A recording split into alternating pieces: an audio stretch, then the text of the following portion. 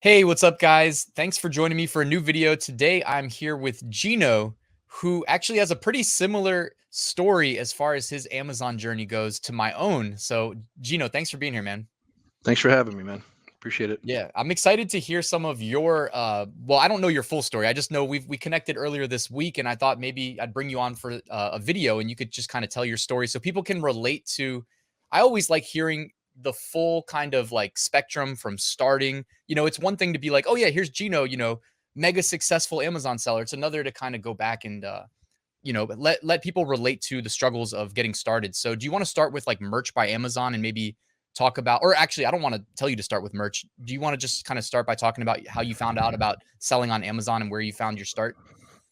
Yeah, it's interesting because I was attracted to, I guess, the Amazon business model just because I guess it was passive income as some level is where I was searched for, and everyone's looking for that passive income that's going to be successful and kind of get you to the next level. But I was attracted to the content of Amazon and how people would teach it. And that's when kind of the teaching of Amazon and the FBA business was pretty popular. Go out there and source products from China, Alibaba and all these places, and relist them on Amazon. And it sounded really simple, and there wasn't a lot of people doing it at the time as far as content wise, so it was easy for me to follow. And I'm going to explain that a little bit more as we are here today. But back in 2000. I guess it was 16. I heard the Amazing Seller podcast, and he was talking about going out there and sourcing, and the whole process was pretty simple from beginning to end. And I'm a huge risk taker. I mean, I'll go out there, and if there's some evidence behind it and someone else has done it, I'm quick to kind of follow the process of somebody else's footsteps to because they're successful and they've already kind of put together the roadmap. So for me it was easy to follow. Anyway, long story short, got into it, went all the way in, started sourcing things from India, and basically it was at a time when those copper mugs, right, they were really popular, and at the time there wasn't a lot of them out there, but based on the model and doing paid ads and all that stuff, I could generate the sales and get the product to the top of the top of the search pages, and that worked. And so after I did the first shipment, everything was really exciting and it was great. And, started listing them on Etsy and different things like that. And then all of a sudden there was a million other sellers doing the same thing. So, and I had a full-time job as well. And I just had my son was born at the time. And so I didn't really have a lot of free time. So to go back out and do this thing all over again, the amount of time and effort that I put into the first process, I just didn't want to do it. So fast forward on that, I heard people talking about merch at that time, and the FBA business was great. And I probably could have rinsed and repeated and gone back into that. I mean, I did Mhm. everything from going to the stores and buying stuff and relisting them to what is it, retail arbitrage You've to done it all. try.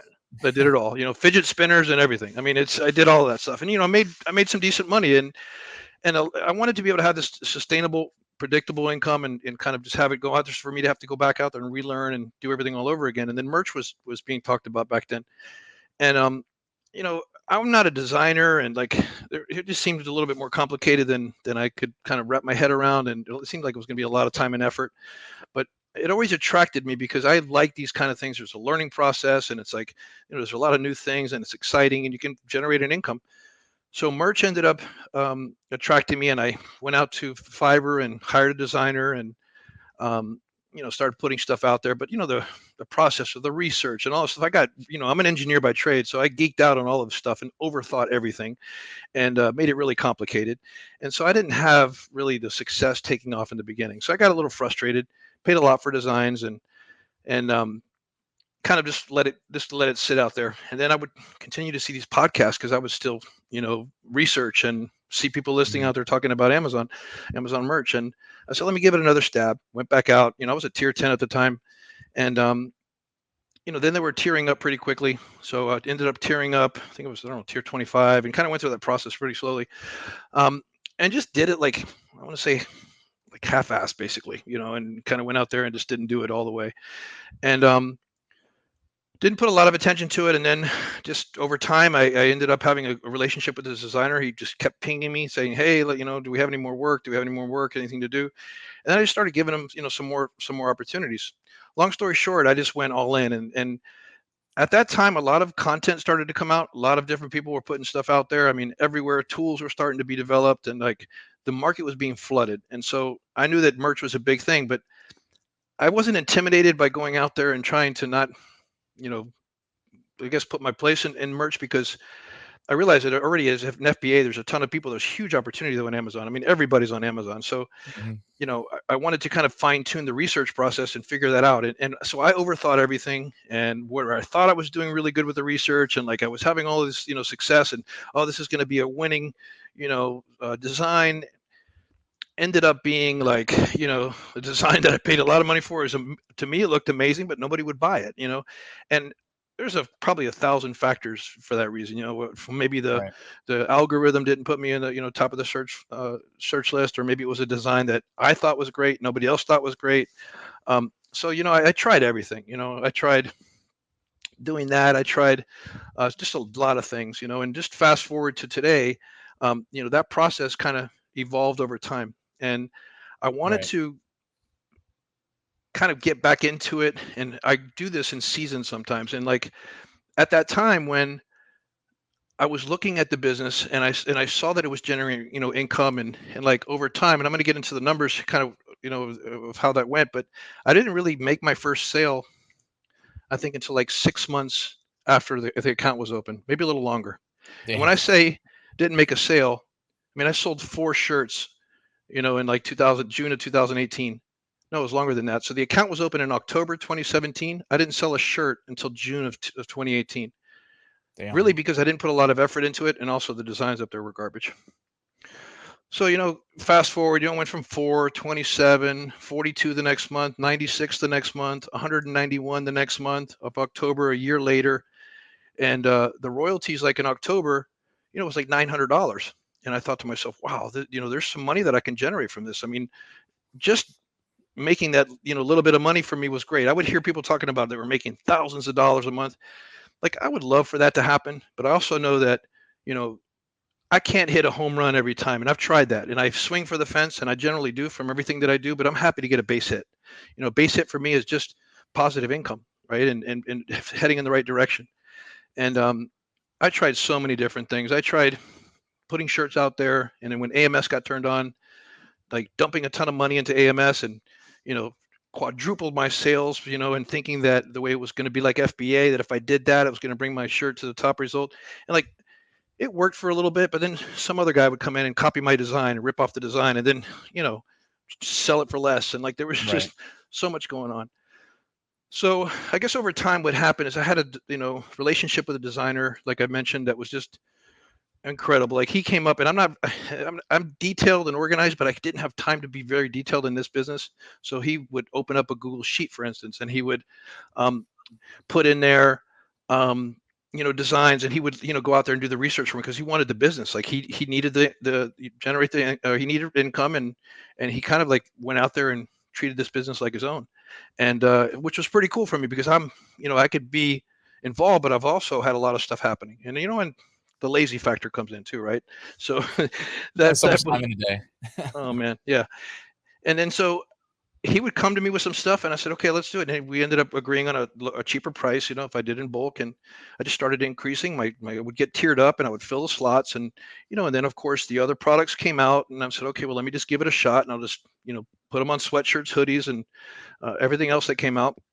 So I tried it all, and what I noticed that over time is that I was consistently selling. Some of them were designs that were selling from the beginning, and some of them were new designs, but I would just consistently try to upload and consistently try to put some effort into it, right? And I know this is probably not the best probably advice out there, but what I do think that what benefited me here is that I didn't think I was going to get rich off of this, right? I didn't think that it was going to replace my day job. I didn't have any, I would have loved for that to happen, but in reality, I just didn't have the time, effort, nor could I go to explain it to my wife with my newborn children, that, hey, I'm quitting my day job to take this huge risk when I had a good a good paying job. So that kind of continued to go on, and I've seen the consistency, right? I mean, it was generating revenue. And then the other platforms, the other POD platforms, like I only really got into Etsy and kind of pushed the designs over there and did that. And during the holidays, the Q4 sales would just skyrocket. And when I say skyrocket, like, for me, skyrocketed, I mean, in 2019, my biggest month, it was $2,400 in royalties. And I was thinking, wow, Nice. that's great. That paid for, Christmas, that paid for gifts, and that paid for, a little extra income, which I hadn't expected, and that went on for Q4. And then come around January, start all over again, and the years, and try to dive in and create designs. And I didn't chase trends. I tried holidays, I tried trends, I tried several things like that, and just didn't have the success because everybody else was doing the same thing. And I think evergreen, um, designs have really taken off in that area. And then, I think that, I came across your content at some point, and the simplicity of, like, when you release these weekly trends, and I'll be honest in this, I've never gone out there and said, okay, let me design one of these that you've mentioned on your show, but I have gone out there and looked at, when you list them or you talk about them, right? Um, Mhm. and see really what you're looking at and why you've chosen that or thought of that as a good opportunity. And so, like, I would try to get into someone's head that would bring content that would make sense and was practical, right? Because some of these guys put out content and it's really overwhelming from, like, a high level, like, to go out there and, like, figure the BSR, and, like, how many designs are out there, and, like, change it up a little bit and come up with some, like, catchy phrase, and get to know your audience. Like, all of that stuff is like, come on, man, this is, like, blowing me away. I get that there's some I get that too. I feel like in the past, man, it was more like that was good advice, like, but things change. Like, this evolves over time, and, like, even Amazon has changed, right? Like, they used to tell us realistically how many search results there were when we searched. Now they're just like, they Yep. basically hide it, they make us guess. And yeah, it's been a evolving, like, ecosystem. But before we started recording, you were making a really good point that I told you I was just having the same discussion with Marielle, my girlfriend. Do you want to share what you said before we started recording?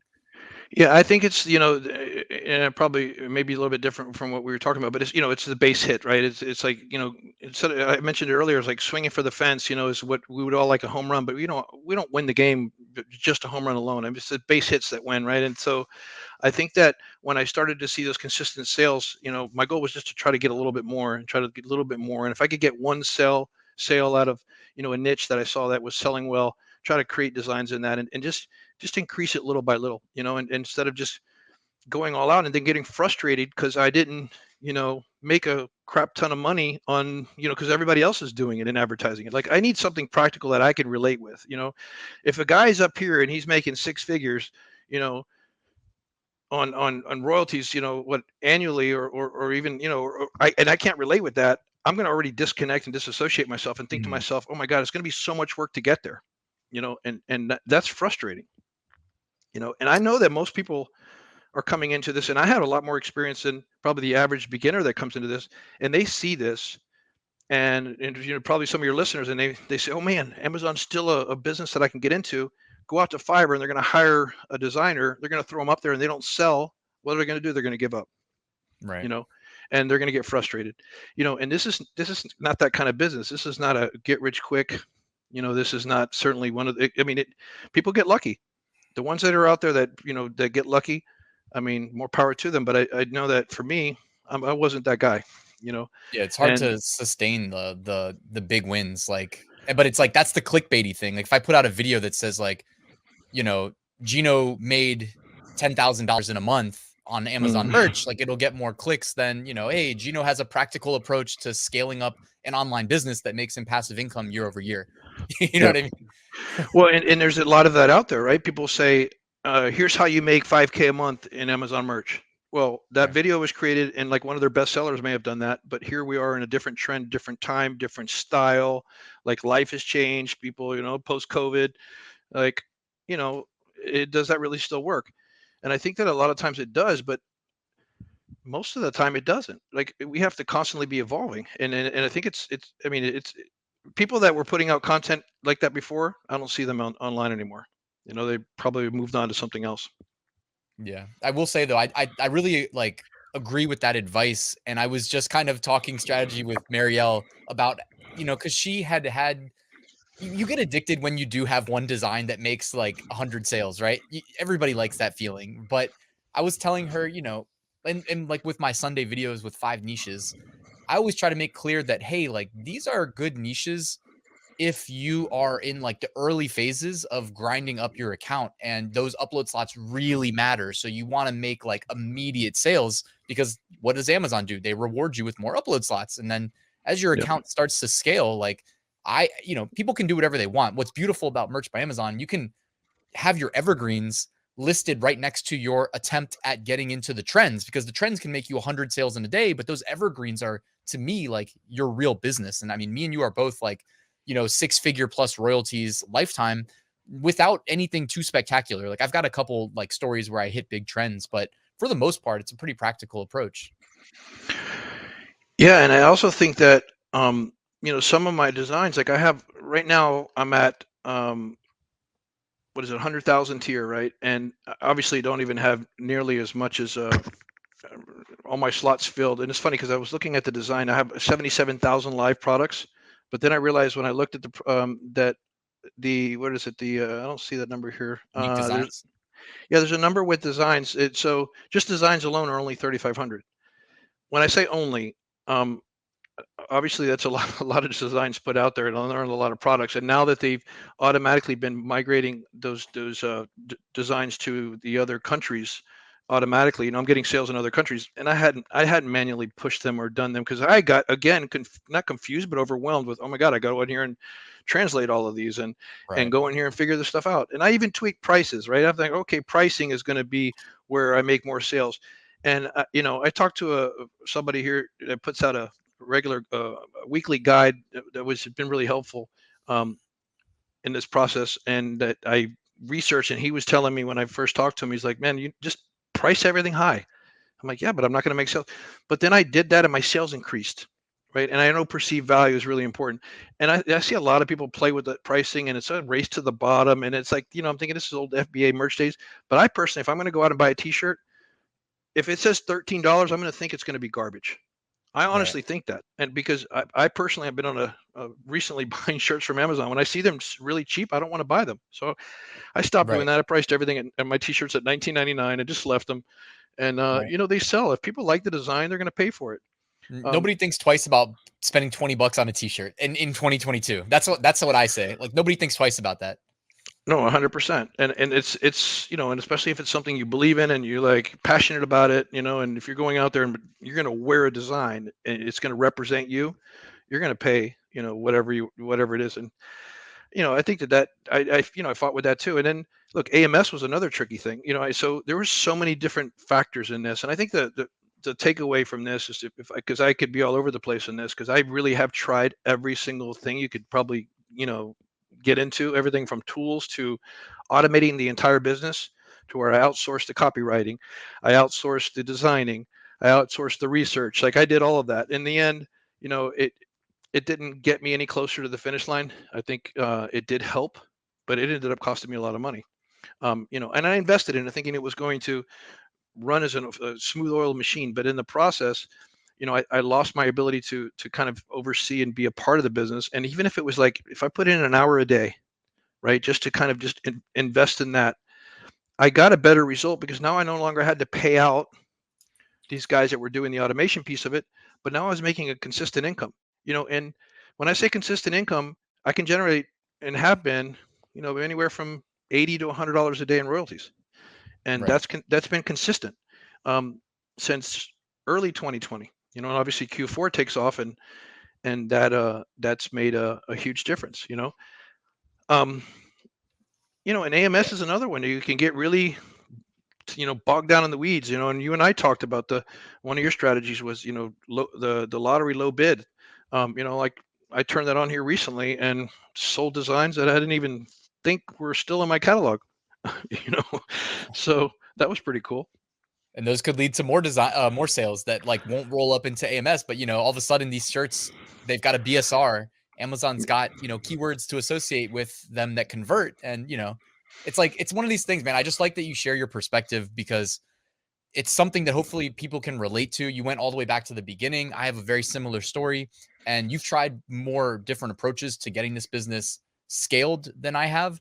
But it's great because like what works for you and what doesn't work for you can definitely work for somebody else, and that's the beautiful thing. Like there's so many ways to approach this, but ultimately like we know that just even how they structured the merch program, it's like your sales are most likely going to be up and to the right over time. You know, like your royalties are probably going to be up and to the right over time, as long as you don't quit on the, on the whole thing.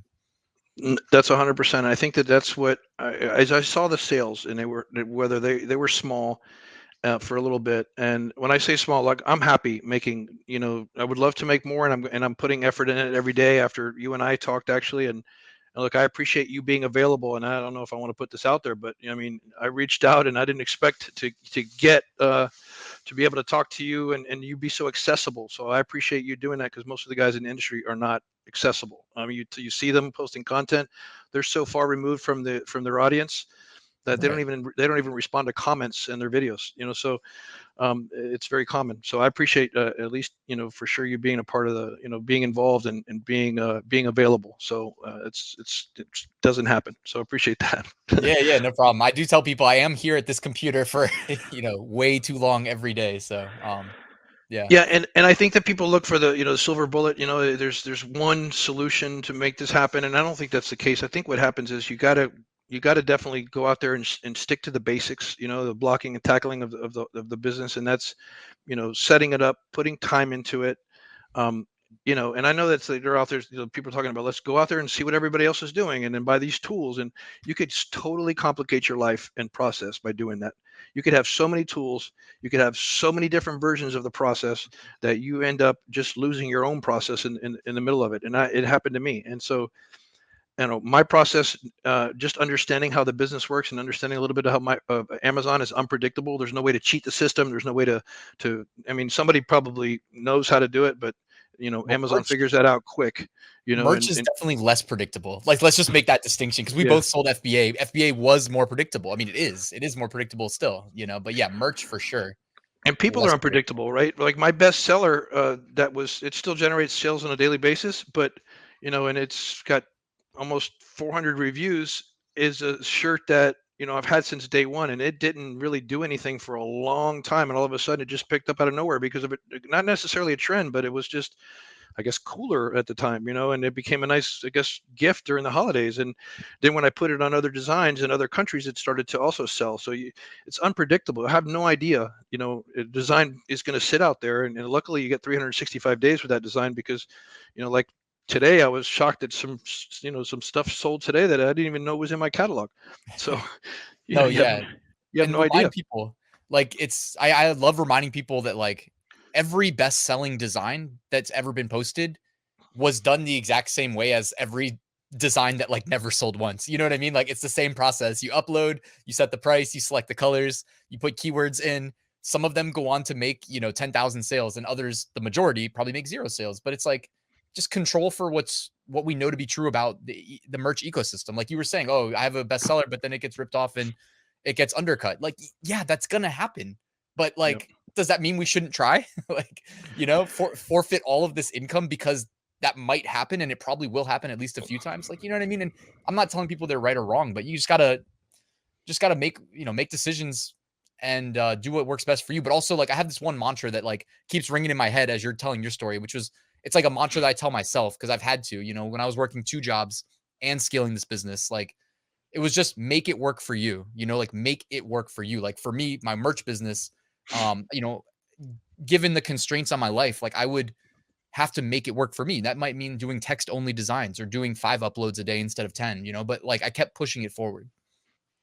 Yeah, and you certainly have to put forth effort and do uploads and things like that. And the other thing too is I even got geeked out and bogged down into the copywriting, and the correct keywords and how to position that. And the only thing I have learned is less is more. To be honest, and I think that the reason I think that has been helpful is because a lot of times when people are searching for merch, and this has been my experience, they're not reading the titles per se to figure out what the design looks like. Those designs are what they're looking at, Right. and because I recently went looking for shirts myself, and like when I was online, I could care less about the titles, because I know the titles are all fluff.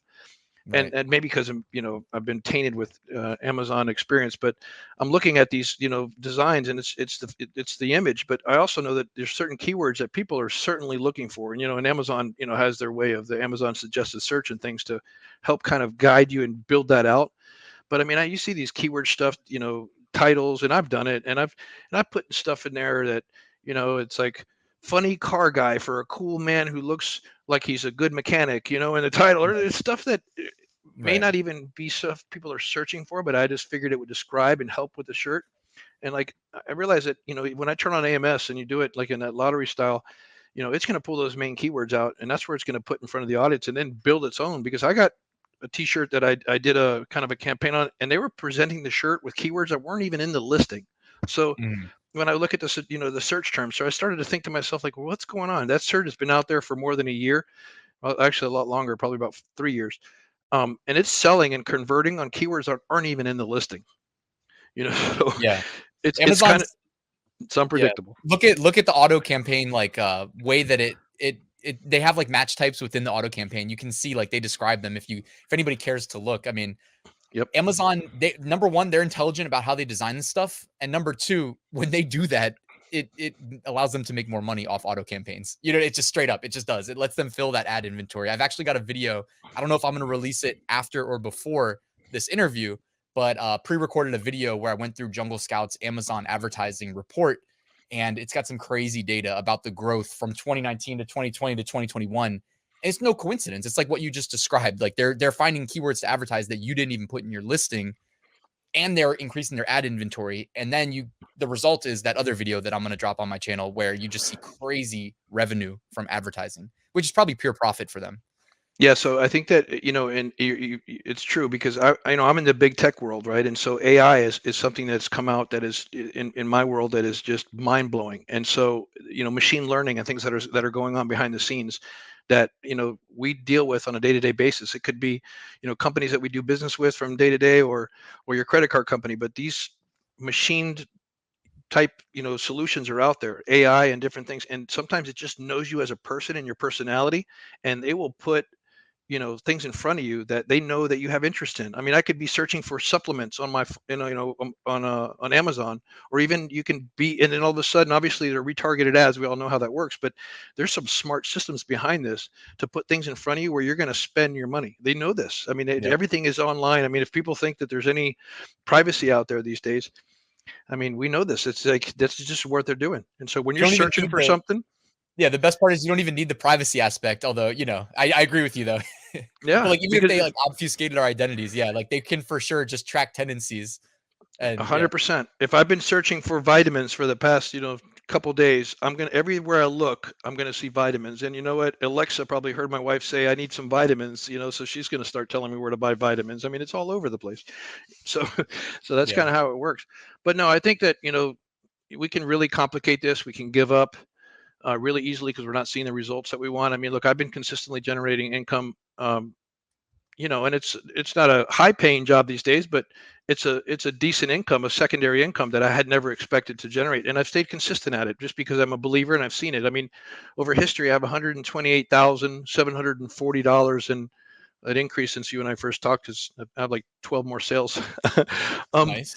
but it's that's since the history of the account. I mean, I would have never expected that, And who you knows know? where it goes from here, man? That's another thing too. It's like Yep. however long people have been in merch, like me and you both got in 2017. Like, imagine 10 years from now. Like, I know people like that might make your minds explode, but like, look at Amazon KDP, look at the international markets they're in. Like, I'm just saying that's low hanging fruit. Like, Yep. they can launch more products in the catalog. They could add more international markets, but it's like these things will happen. I mean, I read a merch job interview that somebody had sent me, and the last line in the job description, sorry, not interview description, and it was like, "We're just getting started." So that Yep. shows you how they feel about the merch program. Yeah, I didn't even talk about KDP. I'm in there as well. I've got a bunch of titles that are in KDP. I'm converting, low content books, done that as well, and that generates an income also. And I was just from, listening to content and people talking about it, and it's available. So why not get into it? And there's a lot of content out there that you can consume at least to get you started. I think the biggest thing that people probably struggle with, like I did, and they get into it. They don't have they don't hit, they don't hit a home run in the beginning and they just give up, and it takes time. I could tell you that in the beginning, man, don't install that Pretty Merch app on your phone, because you'll be in that thing looking all day long, and then when you don't see sales, like, you'll get disappointed and you'll give up and you'll think, oh man, I paid a designer $50 to put all these up there, and look, I've done that too. I've gone to graphic designers and paid a crap ton of money thinking it was going to sell, and my guy that I've had for a long time is treated me the best, and those were the cheapest designs that I could get, and it's worked. The expensive ones never sold. Well, Never hey, if you want sold. to plug him, by the way, I don't know if you do or don't, but if you do, I can always put it in the description too. It's completely up to you. But So I don't know. I mean, I would certainly like to plug him. He does appreciate the work. I just don't know how to do it. He's in the he's in the Philippines. He's a great guy. I mean, I'll tell you, I treated him really well during the holidays. I gave him huge bonuses. When I say huge, huge for him in his world. And I do send him money regularly, even if he doesn't do designs for me, just monthly, because I wouldn't be here without him, and I've taken care of him. So he would be grateful, I'm yeah, sure. So talk to him, work it out, and then give me the link, and I'll make sure it makes its way into the description. But yeah. Yeah, I would like to, and I like to do right by him, but I just don't want him to be so busy now he won't have time to work for me. you're right, No, right? I don't mind. I'm happy to help. Yeah, But yeah, I mean that's it, man. I mean, I think that the journey's been slow and sweet, and it's been the most rewarding out of all the Amazon businesses that I've gotten into. And I want to say less stressful. And I actually really like working on merch. I was telling you this earlier. I know it sounds really stupid. Even if I wasn't making money, I just love the whole, process and the research and the keyword, all that stuff is just something. And the AMS side, like I could do this all day long as my full time job if at some point. But right. Yeah, and I know a handful of people that actually do. So, I mean, I know it can be done. And as we wrap up, man, I think a big takeaway from your story is just like people don't get overwhelmed. Like, don't overwhelm yourself at any step of this journey because you can find success, and it doesn't have to be instant major home run success, but you can find this like gradual success over time by simply showing up, getting better every day, learning, like we said, it evolves. So what worked 5 years ago maybe isn't the best approach today, but you can get to where, Geno and I are by just being consistent, I think, and making it work for you. yeah, and I think I'll follow up and finish with this too. Is I think that if you just grab one person, like a mentor of some level, like you have content out there, and I'm not plugging you because I've never taken the content, but let's just say that they just took your content alone and just followed that process and blocked out everything else, their chances of success are going to be a lot greater. And if they started to add other people's different side, opinions or ideas, because then you have a roadmap that you can follow. Put 100% effort into, you know, Ryan's method, right?